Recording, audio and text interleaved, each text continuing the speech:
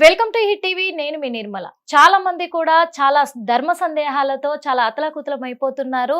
కొంచెం భయభ్రాంతులకు కూడా గురైపోయి ఏ పని చేద్దామన్నా కానీ ఒక్క అడుగు కూడా ముందుకేయలేని పరిస్థితిలో ఉన్నారు. కాబట్టి ఈ ధర్మ సందేహాలన్నింటి గురించి కూడా మనకు క్లియర్ గా ఎక్స్ప్లెయిన్ చేయడానికి ఈరోజు మన ముందున్నారు దత్తాత్రేయ గణపతి ఉపాసకులు, జ్యోతిష పండితులు శ్రీ మురళీధర్ శర్మ గారు ఉన్నారు. అడిగి తెలుసుకుందాము. నమస్తే గురుగారు. మహాదేవ శ్రీమాత్రే నమః. గురువు గారు, చాలా మంది కూడా ఏ పని మొదలు పెడదామన్నా అడుగేయలేని పరిస్థితులు ఏర్పడుతూ ఉన్నాయి ఇప్పుడు. ఎందుకంటే ఈ రోజు వరకు కూడా చూసాం మనము, చాలా మంది భార్య భర్తల మధ్య ఎక్కువ విభేదాలు రావడము, లేదా ఆత్మహత్యలు చేసుకోవడము, ఒకరినొకరు అర్థం చేసుకోకపోవడము, భార్య భర్తను చంపడమా, భర్త భార్యను చంపడము, ఇలాంటి కేసెస్ చాలా చూస్తున్నాం గురువు గారు. ఎందుకంటే ఒక మీడియా వాళ్ళం కాబట్టి చాలా ఎదుర్కొంటున్నాము, చాలా సమస్యలని చూస్తూ ఉన్నాము. అసలు భార్య భర్తల మధ్య ఎలాంటి గొడవలు వచ్చినా ఈ సద్దు మనగాలి అంటే ఏం చేయాలంటారు గురుగారు? ప్రజెంట్ ఇప్పుడు మీరు చెప్పినటువంటి క్వశ్చన్లో భార్యను భర్త చంపడం ఏంది, భర్తను భార్య చంపడం ఏంది? అవే వస్తున్నాయి గురుగారు, అంటే అసలు అలాంటి పరిస్థితులు. ఇలాంటి ఇంటర్వ్యూ కూడా నేను చేస్తా అనుకోలే. నిజంగా అంటే గురువు ఎందుకు అంటే భార్య భర్త అంటేనే ఒక అపురూపమైనటువంటి బంధం అది. అవును గురుగారు.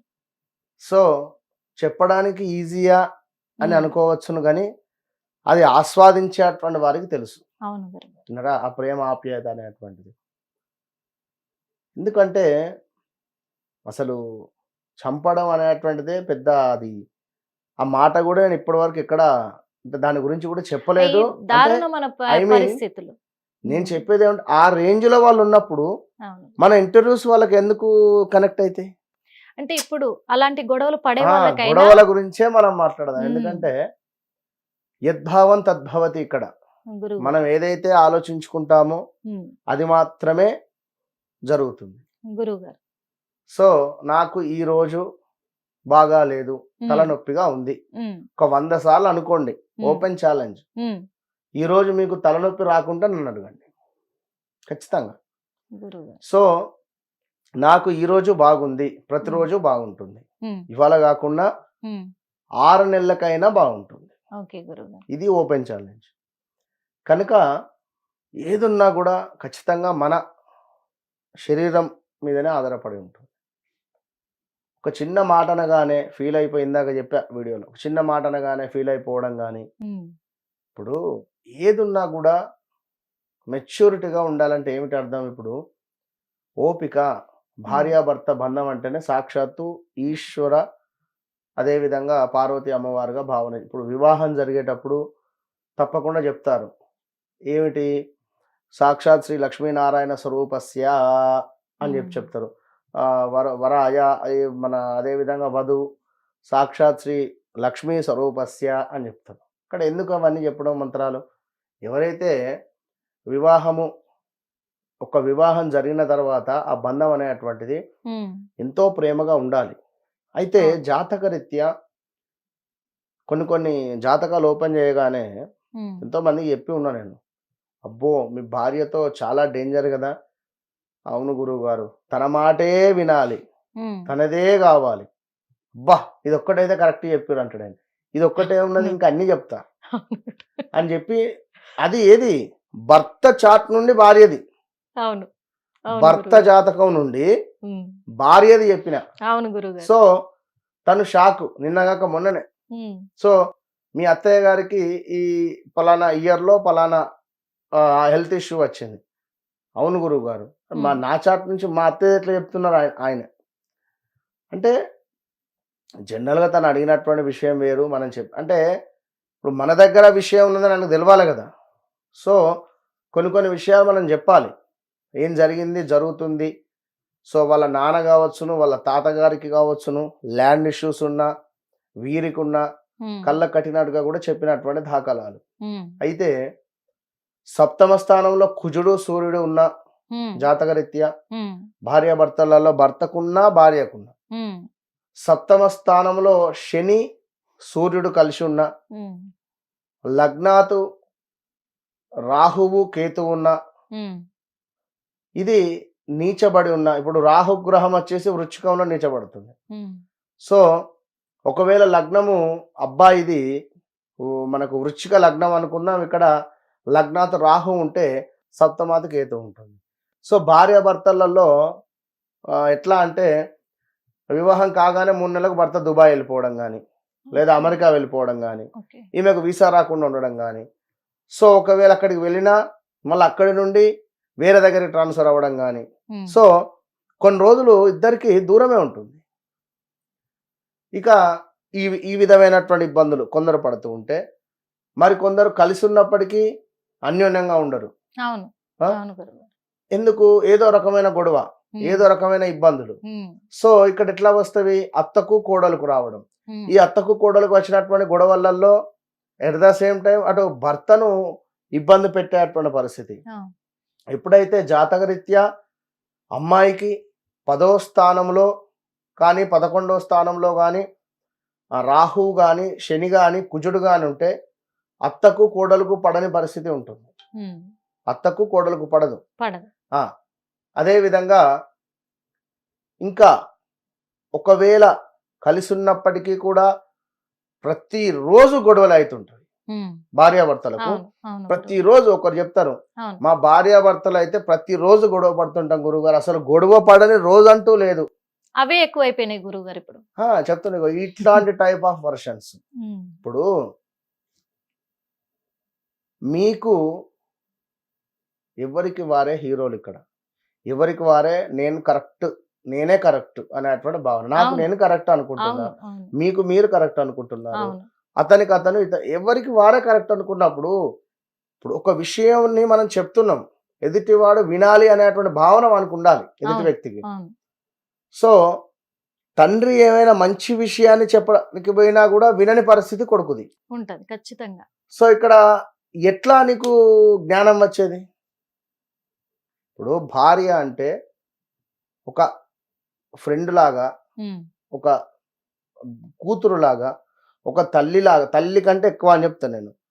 సో ఎన్నో రకాలుగా ప్రేమగా మనం చూసుకుంటూ ఆప్యాయంగా ఉండాలి. ఒక చిన్న బాధ కానీ, ఒక చిన్న మాట కానీ, తన కళ్ళ వెంబడి ఏమాత్రం నీళ్ళు వచ్చినా నీ పరాభావానికి కారణమే అనేటువంటి ఇది నువ్వు అర్థం చేసుకోగలవు అక్కడ. అవును. నీ భార్య ఎంతసేపు సంతోషంగా ఉంటే నీకు అన్ని డబ్బులు వస్తవి.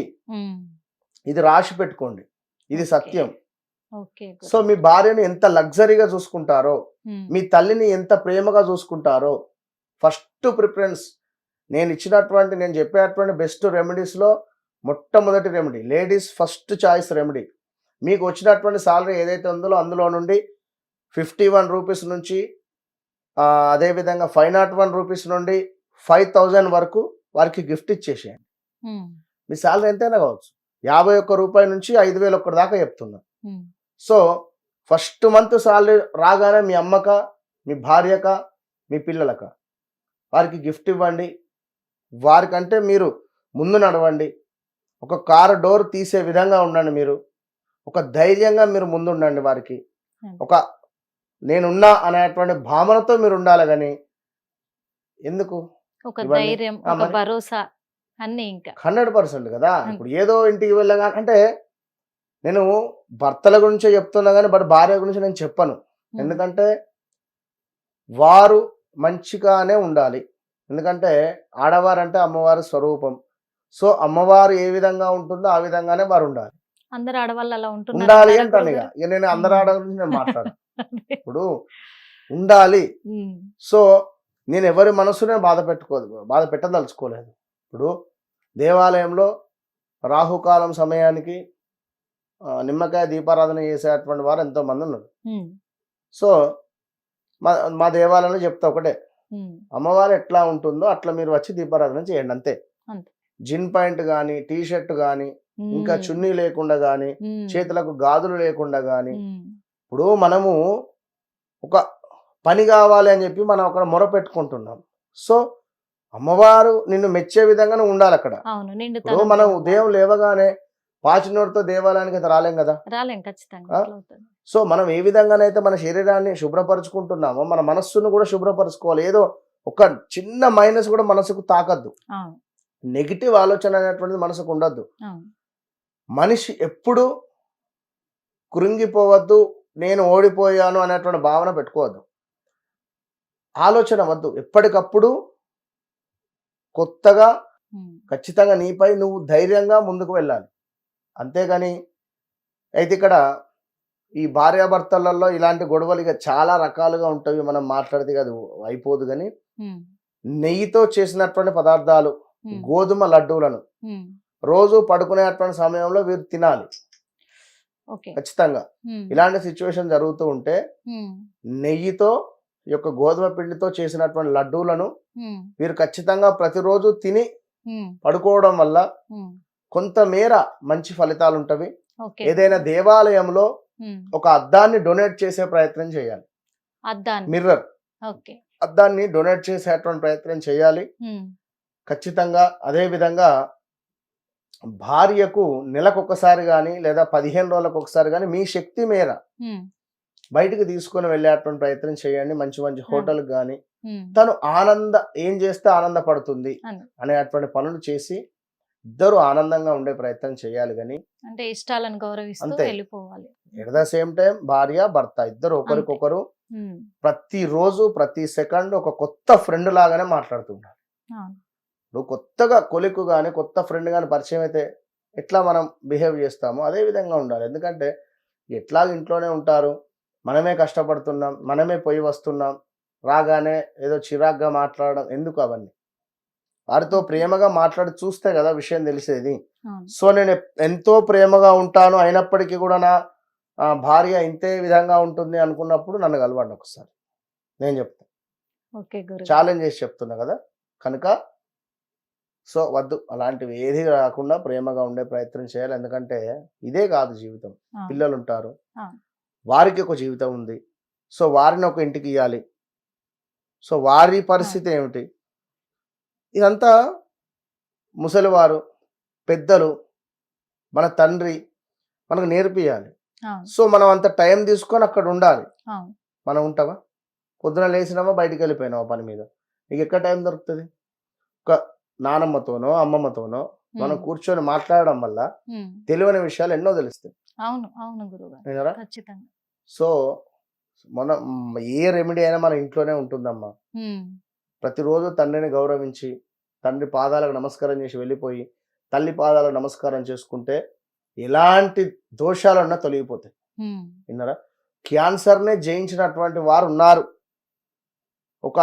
ఒకానొక సందర్భంలో తనకు జాతకంలో అసలు ఇబ్బందికరమైనటువంటి గ్రహస్థితి ఉంటే అసలు మీరు గెలుస్తారో గెలవరో అనుకునేటువంటి సందర్భంలో రాజకీయానికి సంబంధించి ప్రతిరోజు మీ తల్లికి పాదాలను కడిగి ఆ నీటిని తలపై జల్లుకో, మంచి ఫలితం ఉంటుందని ఒక గురువు గారు చెప్పి ఉన్నారు. సో తను అదే పని చేశాడు. ఉత్తరాఖండ్కు సంబంధించి యూపీయా మొత్తానికి. సో అతను విధమైనటువంటి పని చేస్తున్నాడు, తను అద్భుతంగా గెలిచాడు. అంటే మన ఇంట్లోనే ఉంటుంది బుధుడు. మన మాట విధానం మంచిగా మాట్లాడాలి. బూతులు అనేటువంటి నోట్లోంచి మాట్లాడకుండా మనం మాట్లాడేటువంటి మాటలు ఎదుటి వారికి ఇంకా మాట్లాడాలి అనేటువంటి విధంగా ఉండాలి. ప్లస్ ఒక అద్భుతమైనటువంటి మాటలు మనం మాట్లాడాలి. సో ఆలోచన విధానం అద్భుతంగా ఉండాలి. అదే విధంగా మనకు మన యొక్క సిస్టర్స్ కానీ బ్రదర్స్ కానీ వారితో కొంత టైం అనేటువంటి స్పెండ్ కేటాయించాలి. చదువు చెప్పినటువంటి టీచర్స్ను కానీ పూజ్యులను కానీ గౌరవిస్తుంటే గురువు యాక్టివేషన్ అవుతుంది.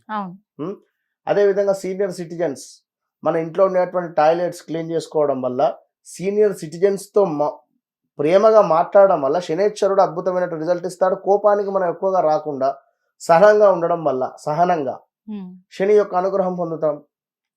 ఇదే విధంగా ఇంట్లో ఎక్కువగా ఈ కరెంటు వేస్టేజ్ చేయకుండా కరెంటును పొదుపు చేస్తూ ఉండడం వల్ల రాహు యొక్క ఎనర్జీ వస్తుంది. దీంతో పాటుగా ఎక్కువగా మొబైల్ ఫోన్స్ చూడడం రాహు యొక్క చెడుకు సంబంధించినటువంటి ఇబ్బందికే గురి అవుతుంది. జ్ఞానాన్ని ప్రసాదించేటువంటి విధంగా మనము పుస్తకాలు చదివిన, ఏదైనా దేవాలయానికి వెళ్ళి ప్రేయర్ చేసిన కేతు యాక్టివేషన్ అవుతుంది. ఇలా చాలా ఉన్నవి. మనము మన నిత్య జీవితంలో మనం కొన్ని మార్పులు చేసుకుంటే అద్భుతమైనటువంటి జీవితాన్ని మనమే చూస్తాం. ఓకే గురువు గారు, చాలా చక్కగా చెప్పారు. ఎందుకంటే భార్యాభర్తల అనుబంధం అనేది కుటుంబానికి ముడిపడి ఉంది కాబట్టి, కుటుంబం సంతోషంగా ఉంటే అందరూ సంతోషంగా అవును. ఉంటారని క్లియర్‌గా చెప్పారు గురువుగారు. అది మన చేతుల్లోనే ఉందని కూడా చెప్పినందుకు ధన్యవాదాలు. మహాదేవ.